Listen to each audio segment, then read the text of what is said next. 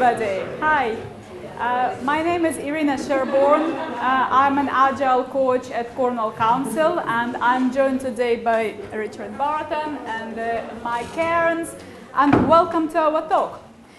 So a couple years ago, our colleagues from Cornwall Council came here to Agile on the Beach, and they talked about plans of Agile transformation at Cornwall Council.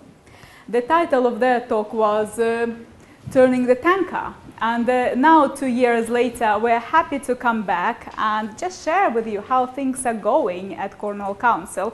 And we couldn't come with a more original title than Turning the Tanker Beyond 90 Degrees, as in one level up. But before we talk about what we do at Cornwall Council, let me show you how not to turn the tanker. As illustrated by a real-world tanker that was stuck in Suez Canal earlier this year.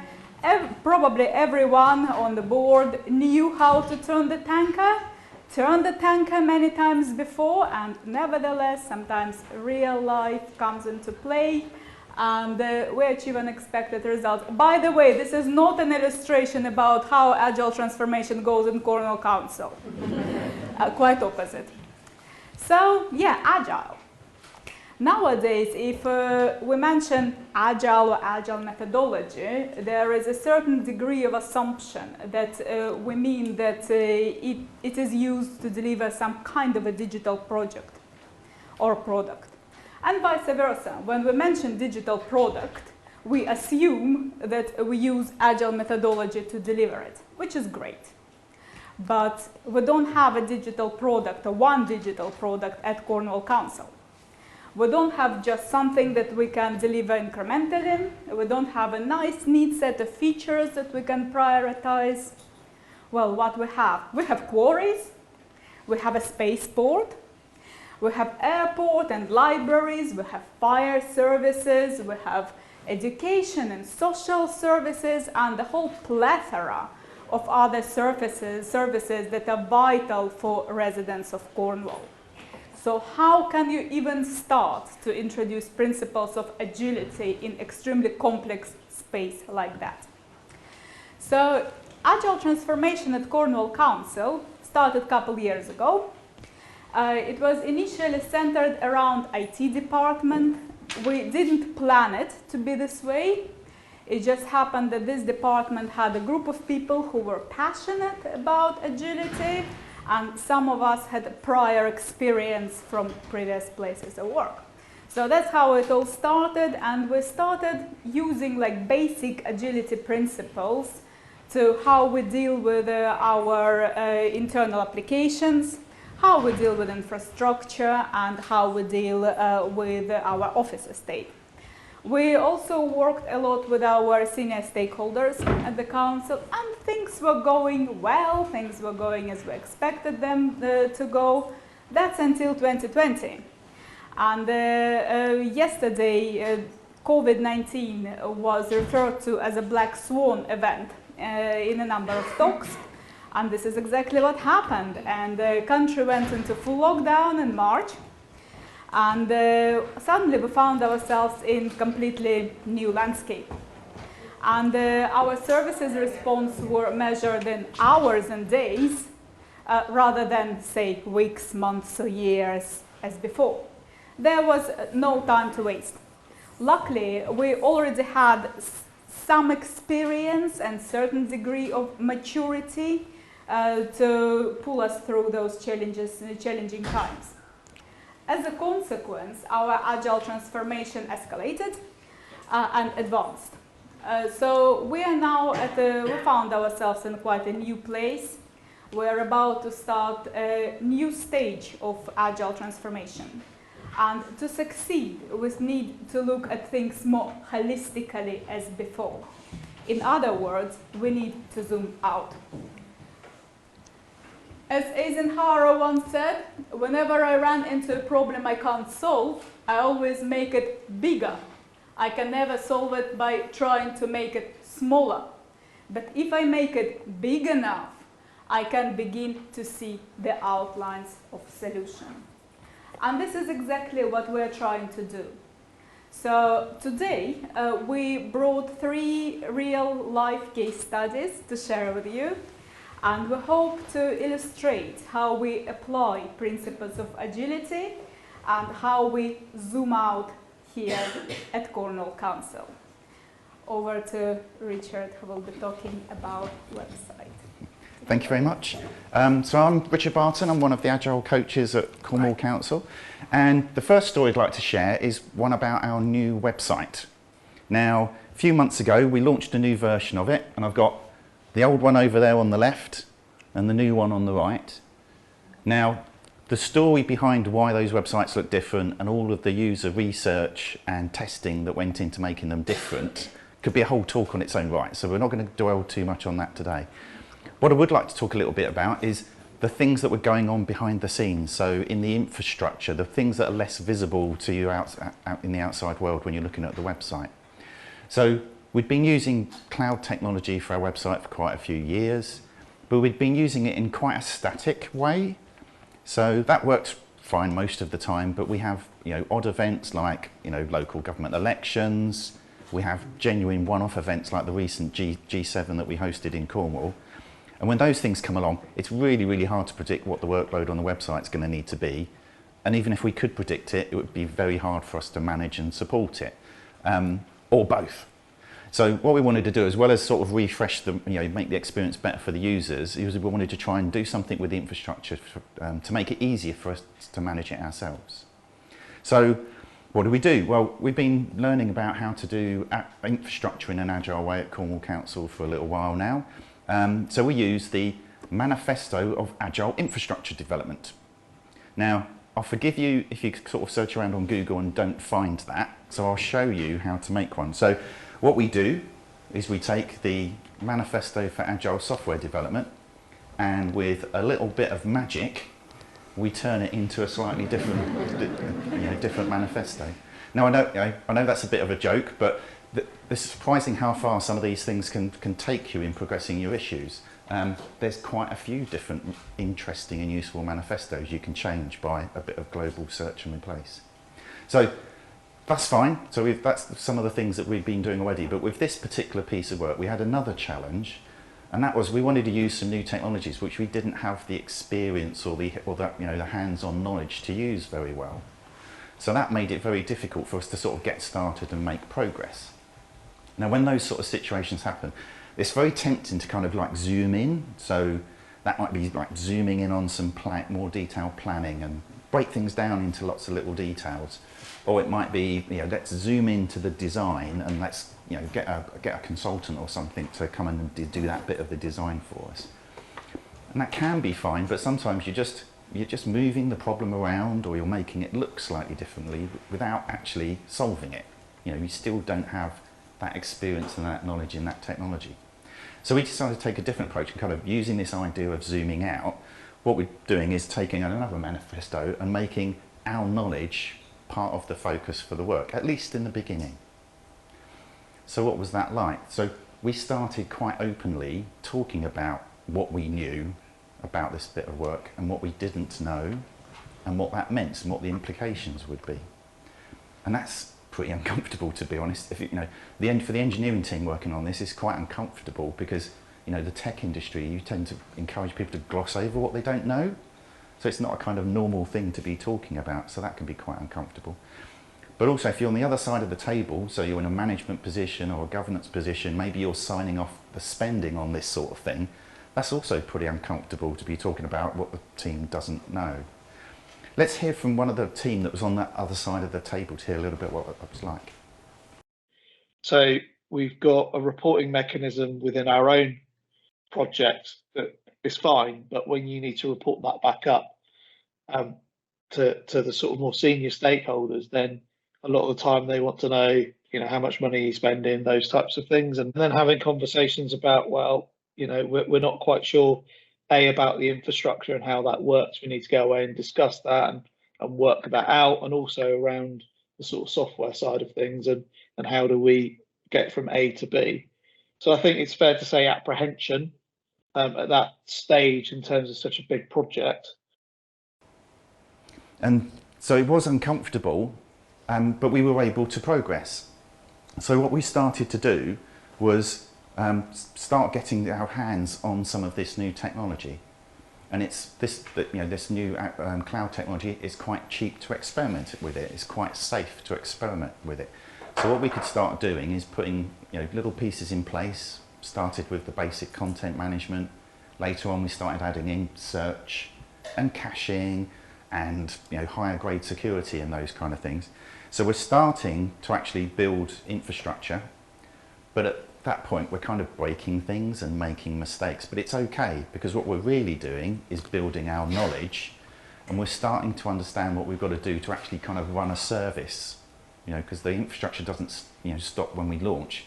It's got to carry on for years, and we've got to carry on maintaining it. So we're building all that knowledge as we go. And also using those agile principles, we're sort of engaging with our stakeholders and sharing what we're doing as we go. So it's still uncomfortable, but let's hear about what Jason thought of this. If I was working with an external supplier, I would expect that expertise to be there. So I wouldn't be expecting to pay for that expertise. I would expect it to be within the work that we were doing.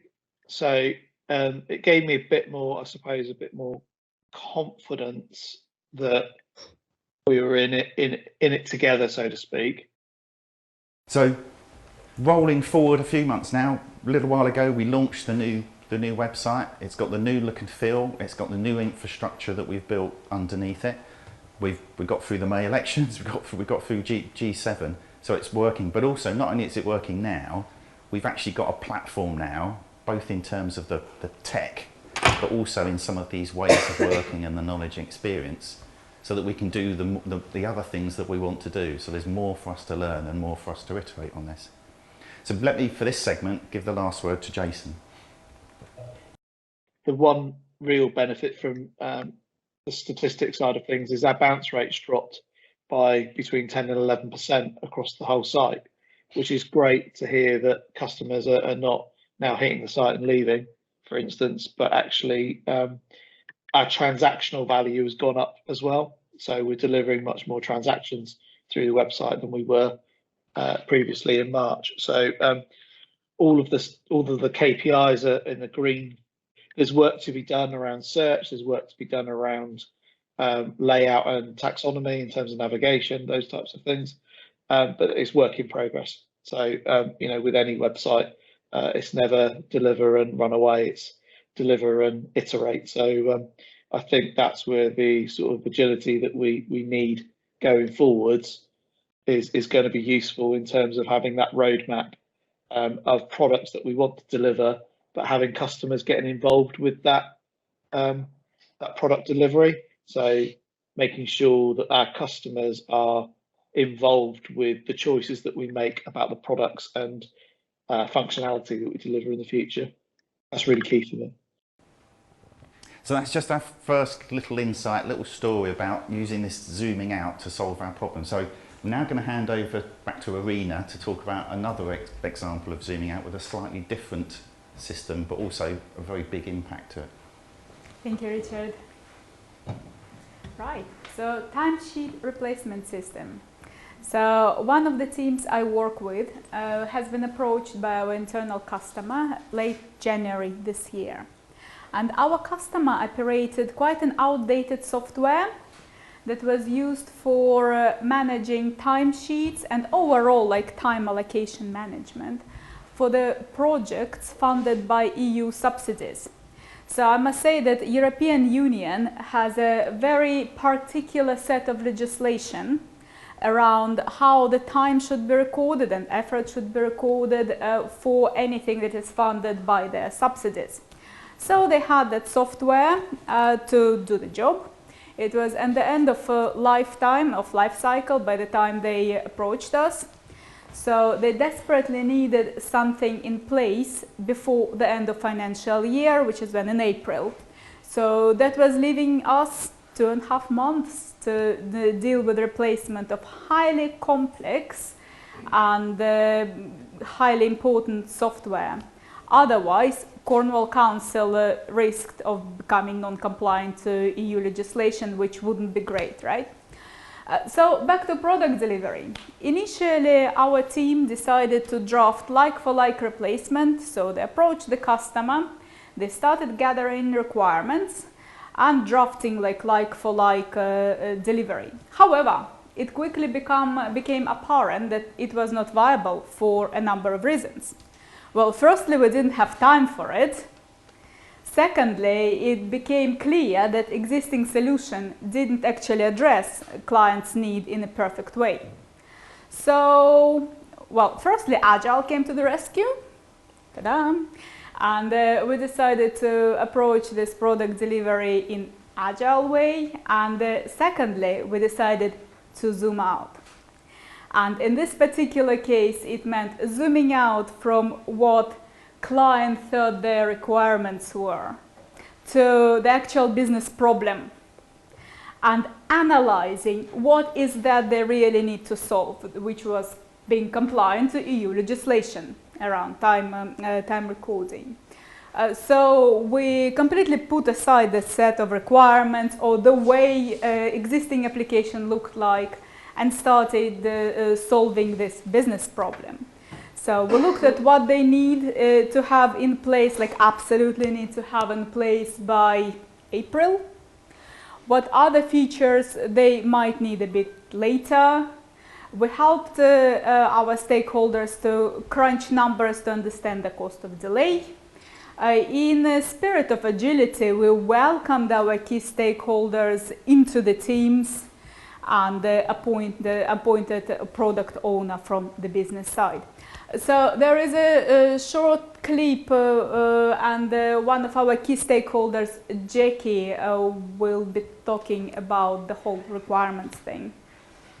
But one thing that I would mention was we thought we knew what we wanted, and obviously we would have drafted a specification, and we definitely, as we went through some of the scenarios and even through the testing in the later phases, we realised that actually what we thought we wanted wasn't exactly what we needed the system to do. So actually working in the Agile way and being able to say, actually, we need something slightly different worked really well for us. And we did have a particular challenge, and it was something that we had overlooked. And we were able to arrange a quick call, discuss it with the developers, explain our requirement, and get that delivered really quickly. So, like I say, it works really well for us. I feel it really benefited the delivery and the user base. We also had a couple of items which we spotted just as we were about to go live. We noticed there was potentially some enhancements that we could make the user experience better. We couldn't get them in before we went live, but we did, after we'd gone live and we'd communicated out to our users, there were some small tweaks that were able to be made. We tested them and they were made into the live system really quickly, and for a lot of users they didn't even see kind of that initial release. They already saw an update by the time they'd logged in. Just a few days later it worked really well, I think, from a user experience point of view. Right, thank you, Jackie. So things started looking up fairly quickly. Client really enjoyed, our stakeholders enjoyed this collaborative way of working. They enjoyed being able to influence delivery and choose what features they want to see in next releases. So it's hardly a surprise that the product was delivered in time and its full entirety. And it does sound like a bit like a textbook case scenario, isn't it, with Agile delivery? But what if I tell you that none of our key stakeholders, none of our stakeholders altogether had any experience of Agile delivery before? They never worked in this way before. And quite few of our team members also had this as their first experience of agility. So alongside with the product delivery with very strict timelines, we had to coach our stakeholders, coach our developers, build that knowledge base, yeah, let's hear from Jackie again. She'll be talking about her experience of Agile altogether? Never worked in the Agile way before, and we'd never had a custom application delivered for us before. So it was all a learning curve for us and the team, but it worked really well. We had regular catch-ups scheduled, so we had show and tells with a wider audience for the developers to show the functionality that they developed over the sprint. We had stand-ups which were really short and just helped keep everyone's focus on the right priorities of functionality. But on top of that, we were in really regular communication through Teams with instant messaging and calls, just to kind of clarify both ways really, so they could clarify the business requirements from us, and also that we could make sure that all of the scenarios that we needed the application to kind of deal with were accommodated. And it worked really well for us, to be honest. That kind of collaborative working really benefited us, and I think it also really benefited the time frame that we were able to deliver the product in, which was really good for not only us from the business point of view, but also because we're a system support team ourselves, it helped the wider user base as well. So yeah, I think overall it worked really well for us. So thank you, Jackie, for kind feedback. So that's how we win our stakeholders, by zooming out, and we grow community of people who know what agility is about outside our IT department. There is another aspect of zooming out that came after this delivery, and our developers decided to reflect on lessons learned in true spirit of agility, and they zoomed out into like looking at development practices themselves. And this delivery encouraged them to introduce a number of continuous improvement initiatives, which was wonderful to witness because it came from grassroots. These were developers who came to us and mentioned that they want to change their ways of working because they think it can get better, they can do better. So like with any continuous improvement, it's work in progress, right? Otherwise it wouldn't be continuous. But we are proud to mention a number of them, and some things that were looked at after release of this product were, for example, test automation. And we built like test automation framework, and they now have experience of creating it and hope to use like same principles for future deliveries. We looked at our CI/CD pipelines because it was a delivery that we deployed continuously, so, rather than big bang release it there, and they kind of needed to look into it, and community overall really liked it, so it's being used for other deliveries as well. And we even introduced elements of DevOps setup for like future deliveries, and we looked at the way our teams work together. But enough about timesheets. Let me introduce you to Mike, who'll be talking about one of our headliner products. Hi there, I'm Mike Cairns, so I lead the Agile transformation within IS. I'm talking to you today about the Waste project.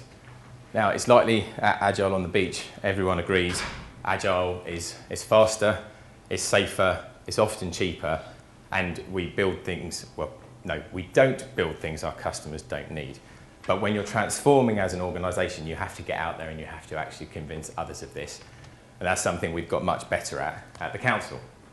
So I'm going to be sharing a story about our Waste project, something we're very proud of, something where our team's done a fantastic job, and we came across an obstacle, we zoomed out, we discovered the solution, and in doing so I think we found a compelling case that Agile can be massively cheaper. Hopefully it's a case study you guys can reuse. But sort of before we hand over to Jackie Ward, who's the head of Waste, she's going to talk you through some of it. I guess I'm going to tell you a little bit about the Waste project, and then I'm going to ask you some questions, so we're going to do a bit of interactive. So Waste project was massive, the Waste service is massive. We deliver Waste services to everyone in Cornwall, and the project was a re-platforming of our IT system, a new enterprise service bus, 80 plus new business processes with their associated integrations, waste teams, IT teams. So you're getting the picture, it's big and it's complex. And we have in the organisation's living memory an IT project that was quite challenging, so we had some pressure to succeed because in the past it hasn't gone as well as we would have liked. So there we are, that's our problem.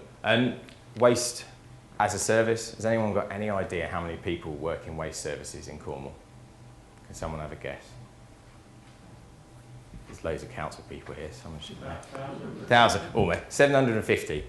And the budgets, the annual budgets are, anyone want to have a guess? 78 million. And every year they collect 25 million refuse sacks. So if you're working on the project, which is replatforming that IT system, you're going to divide 25 million by 365 pretty quickly, and you're going to be left with that uncomfortable feeling that if you have a day of downtime, that's 60,000 bins a day. So it helps to focus the mind when you're working on it. But that's enough from me. I'm going to hand to Jackie and she can talk you through it. Waste services are the one service that councils provide to every single home every single week. And that is a mammoth task for everybody. You know, we empty 25 million bins a year. And to manage that, we need an IT system that is effective and easy to use. We collect bins, we dispose of all of that resource and waste, and we also provide all of the street cleansing services, so litter collection, litter bins, fly tipping and things like that. So it's a vast service. There's 750 people that work in the 2 contracts that we manage, and we need a really good IT system. Historically, the last time we approached setting up new IT services and processes, it was a very big challenge for the service. We learned a lot, things went wrong, and the team that was involved worked really hard to make the best of a really bad situation. So when we approached it this time, we knew that we needed to make sure that we had enough resource set aside to make sure that this was effective. I think any manager that gets told that IT is going to be 1.5 million will fall off their chair.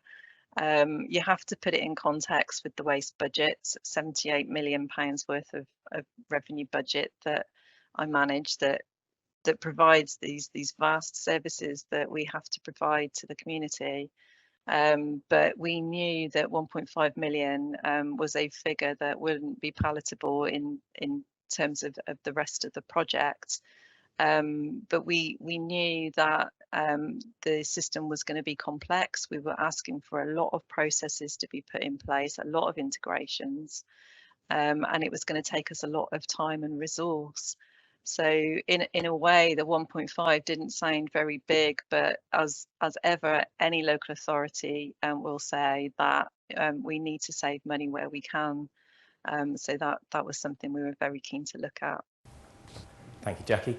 So you can see it's critical, it's very important, and it's complex, and the estimates of 1.5 million are an issue. But you also heard Jackie say quite clearly twice, I think, that she actually thought the estimates were about right. So that's where we sort of ground to a bit of a halt and started looking at things differently. So what we found when we looked at those estimates was that a large proportion of that 1.5 million was based on contingency that had been put in because there was uncertainty in what we were building. There's 80 business processes. The waste service didn't know in advance of the things that they wanted to do. I think it would be ludicrous of us to expect them to. It's a massive piece of work. And there was contingency there that we felt we could remove or minimise if we looked at it differently. So we proposed Scrum. We proposed Scrum to manage the velocity and the scope and to enable us to mitigate some of the contingency. And with that, we asked for an empowered and very capable product owner who could make decisions on the day-to-day basis and drive the project forward. And we also asked for a lot of engagement from a senior stakeholder because we needed that person to come to the sprint reviews and the sprint planning.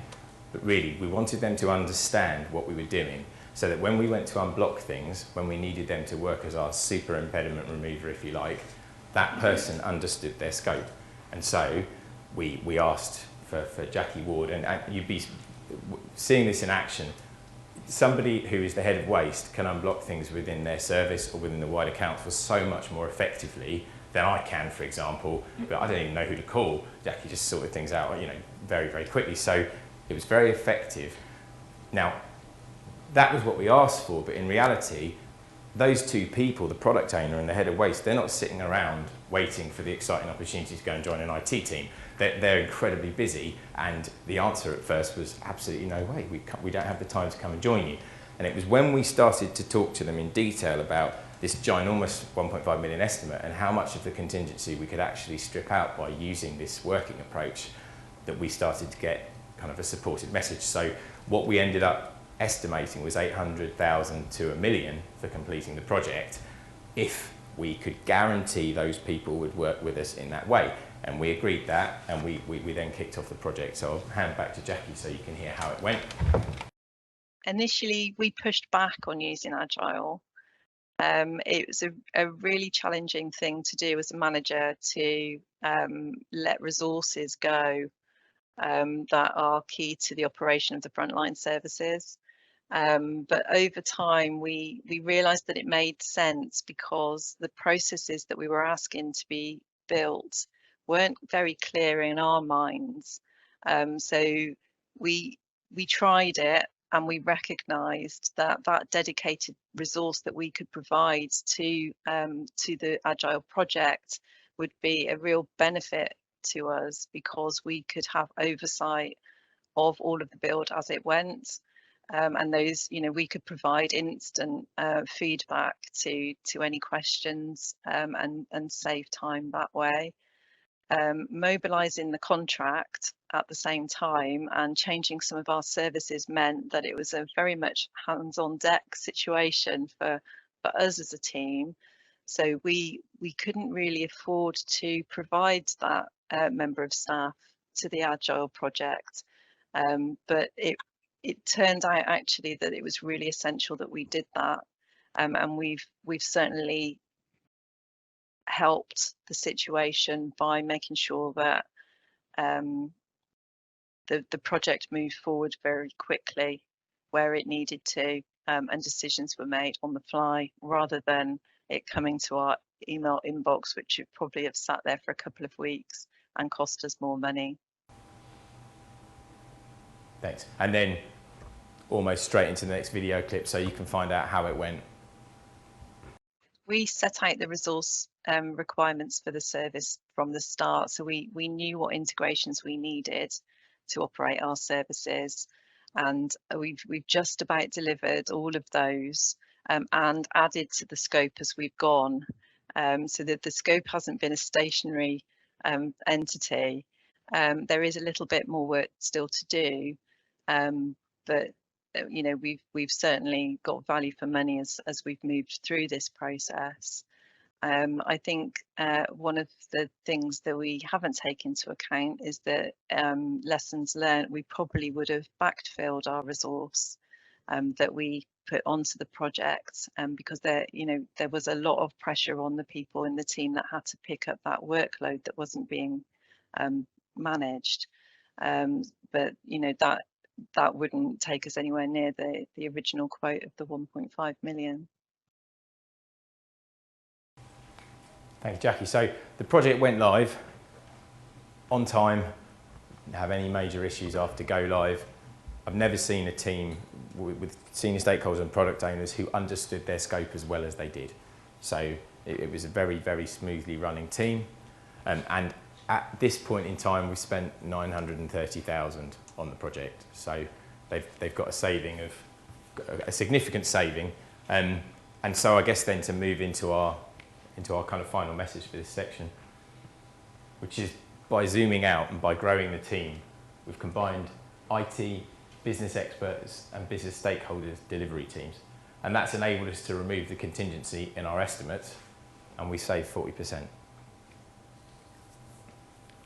So thank you very much for listening. I'm going to hand back to Richard. Thank you. Thank you. So those are 3 stories, some snippets about how we've kind of used this idea inspired by Eisenhower's quote to kind of zoom out, tackle some of these problems. So obviously we've still got more stuff to learn, there's still more stuff for us to do. And actually, there's loads of other stories that we haven't had time to sort of share with you today because we're kind of, you know, coming down to time for questions and things. So just wanted to sort of set out, that remind people that, you know, we've been talking about turning this tank, and I think we are on a new course. And, you know, by using this sort of technique of zooming out, we can look at things, take a new perspective and find ways of solving some of the problems that we're coming up with. Some of the examples we've shared through the stories are, you know, thinking bigger than the technology to thinking about the team's knowledge as an example. We've got, you know, thinking outside of that initial technical specification to the real business problem and tackling that. You know, thinking bigger than a particular product to what's the you know, the team and the capabilities that are needed across different teams. And then the sort of last example around waste is, you know, having a new view, zooming out from what you think the development team is to something bigger that helps you sort of solve the problems and save a lot of money. So thanks very much for listening to our stories. We're going to stay around. We hope you've got some time for questions, and we're going to be staying around the conference. If you've been, you know, interested in what we're talking about, like to hear some more of the stories, if you're interested in coming to help us make some new stories in the future, I'll put my contact details up there, and it would be nice to talk to you. Thank you very much.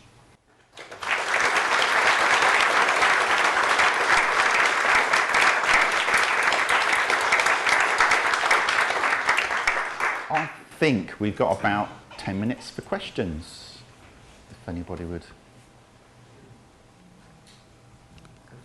Can you hear me? Yeah. Okay. So in your experience, I work for a government organisation as well, what are the most effective ways to wean organisations off legacy processes and practices that often make people feel comfortable but have little value and reduce agility? So things like change advisory boards, go and no-go decisions, big calls with lots of people on that don't really do it. How do you wean organisations off those processes? Do you want to go for that? I'll have a go. So I think one of the things that we've mentioned in a couple of stories, so Irina mentioned things like this idea of cost of delay, and Mike also mentioned about making the case for, you know, what that to and fro of going back and asking questions could actually cost. And what I think we'll find is, you know, people won't pursue with some of those practices at any cost. And if we, you know, we're still learning how to do this, if you can kind of make it more visible to people, actually what the cost of these things are. You know, they know the benefits, they know there's some control there, there's some governance, it shares some information, that's great. But when you actually start to see how much this stuff costs versus what you could be spending that money on, you know, imagine what we could do with that 40% of that budget instead of doing all the to and fro waiting for decisions.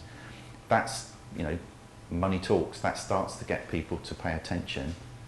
Doesn't mean all of the bureaucracy and the controls go away, because some of those are there for absolutely essential purposes, but it makes people think twice to go, okay, how much is this control and this process actually worth for me? Something we did at the start was adding up the hourly wages of everyone who's in the change advisory boards and those kind of meetings, and if you'd had a really boring one, if you have someone who's a little bit disruptive, they can say at the end, well, that cost us $3.5 grand, so I hope we got our money's worth. I don't know if you want to take that approach, but you know, we said it in an offhand way, but it's a way of bringing that to the fore, which is that actually that many people going to a meeting and sitting there for 2 hours, there's a cost associated with it, and you know, that's, you could better spend that money on something else. So. Thank you. So the infrastructure project that you talked about in your first story, how did you convince senior stakeholders who aren't close to digital and IT to let you work on an infrastructure that you didn't have the experience or the knowledge at the start to actually do? So it wasn't a sort of an instant process. So it took a series of conversations. So, you know, when I was explaining, we started to talk about our knowledge because we made that a bit of the focus of our work. And we built alliance across a group of different people. So, you know, Jason, for example, was great in working with us and understanding what our issues are. He could see the opportunity of what we wanted to try and do, you know, and we talked with people about different options. You know, should we look for a supplier? What are the pros and cons of that kind of thing? the other thing that we actually did is, we treated this as, part of this work was us growing our team and growing our abilities and our future capabilities. Well, we do that anyway as a council. It's called, training and development. But actually, letting people get their hands on this stuff and build real things with it turns out to be actually a very economical way of training people. It costs tens or hundreds of pounds to create one of these environments and break it and tear it down again. The value you get from that as an engineer working on that versus going on a course, getting a certificate, actually it's, becomes an easier case to make. But it was, as I say, one of the things we wanted to share is it is uncomfortable for people. We have to talk it through. It's uncomfortable for the people that even want to use those engineering tools, because they're having to talk about, and we're having conversations about, what we don't know. It doesn't feel very good to start with. Actually, after a while, it gets a bit easier to talk about that, because you get practiced at it. And it's, it didn't stop us delivering a great result. Actually recognising what we knew and building our knowledge helped us deliver a great result. Does that answer that question? We've got a couple. Shall I go at the front and then at the back second? Have you got any? Have you worked on anything that's not IT based? If that makes sense, because I feel like there's probably lots of other departments and processes in the council that are nothing to do with technology, but could probably really benefit from this sort of way of working. Yeah. I just wondered whether that was in your remit or plan. So we recently started offering, well, almost like consultancy services to departments outside IT. Mm-hmm. So, for example, I work with adult social care, and they have a number of groups that we experiment with introducing principles of agility. And here I have to say that when you go into space like this, you have to understand that it will not be a case of like textbook Scrum. And we introduce some basic principles like iterative delivery, like prioritizing work, understanding your backlog, understanding your goals, working with your stakeholders and understanding who your stakeholders are.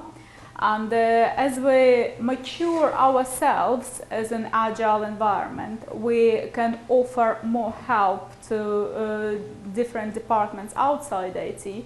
So I know that Richard has been working with, was it finance you have been working with, and we are now also in a discussion about supporting our HR function. Yeah, also maintenance team and the office team to introduce some agility into their processes. And can I mention the one I most? Yeah. My favourite is I've even done some work with our audit department about agile audits, and that was the first one. I've never expected to be invited in to talk to the internal audit team before. So. Oh, sorry, we had a question at the back. Yeah, in your last story you talked about the initial resistance you had to working differently. As things have been going well, have you started to see less resistance now to working differently in new projects? Yes, definitely. And I think we're better at selling the benefits in a language that our stakeholders understand. So I came in the door not from public services, I came from private industry background, and I went in there, looking and trying to pull the levers that I was used to using, which got me an instant kind of bang on the desk response, and things then moved on, and it didn't work. And so, what we have done is we're learning we're learning the levers that we need to pull to show the benefits that we can deliver by using Agile. And one of the ones is obviously that I talked about, the money, but there's loads of other techniques and there's loads of other benefits that you can explain to people, going faster, better services for the people of Cornwall, that kind of thing, which help us. So yeah, it's going way better, and I'm also hoping that being here and sharing with everybody here, and then sort of continuing to share this talk out helps us to kind of build a bit more momentum than we have. So yeah, Thanks for your question. It also helps that more deliveries we do in agile way, more we work with stakeholders, more they have first-hand experience of what it is like. So we effectively grow our community of agile champions, if you like. And they can talk to their colleagues or people from other departments they interact on day-to-day business. And yeah, that's how a word is spread about what a wonderful thing agility is. So I think we're at 1:15 now, so I know we need to let people reset the room and have a break and things like that. But thank you very much for listening, and we'll be around the conference if we haven't had a chance to answer your question just now. Thanks very much. Thank you.